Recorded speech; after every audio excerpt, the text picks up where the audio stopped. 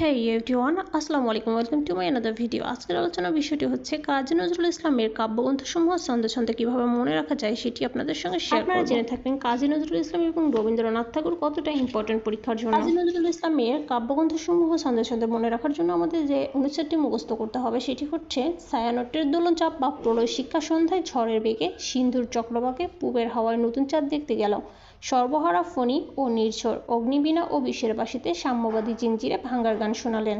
এখানে কিন্তু পুরোটাই আমাদের মনে রাখতে হবে, কিন্তু এখানে মেনলি যে জিনিসটা আমাদের ফোকাস করতে হবে সেটি হচ্ছে শুধুমাত্র আন্ডারলাইন করা ওয়ার্ডগুলোই হচ্ছে কাজী নজরুল ইসলামের কাব্যগ্রন্থ। আন্ডারলাইন করা ওয়ার্ডগুলো হচ্ছে ছায়ানট, দোলন চাপা, প্রলয় শিখা, সন্ধ্যা, সিন্দুর হিন্দোল, এখানে সিন্ধু লেখা রয়েছে কিন্তু এটা হবে হচ্ছে সিন্দুর হিন্দোল, চক্রবাক, পূবের হাওয়া, নতুন চাঁদ, সর্বহারা, ফণী, ফণী লেখা আছে কিন্তু হবে ফণী মনসা, ফণী, নির্ঝর, অগ্নিবীণা, বিষের বাঁশি, সাম্যবাদী, জিঞ্জির এবং ভাঙ্গার গান।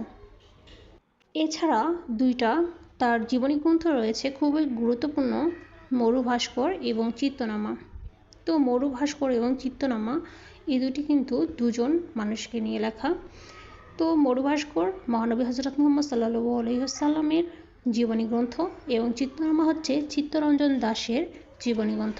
চিত্তরঞ্জন দাসকে নিয়ে লেখা এই চিত্তনামা গল্পটি জীবনী গ্রন্থটি তিনি তার স্ত্রী বাসন্তী দেবীকে উৎসর্গ করেন। এছাড়া তার শিশুতোষ গ্রন্থ রয়েছে, অর্থাৎ শিশুতোষ কাব্য দুইটি, ছিঙ্গে ফুল এবং সাত ভাই চম্পা।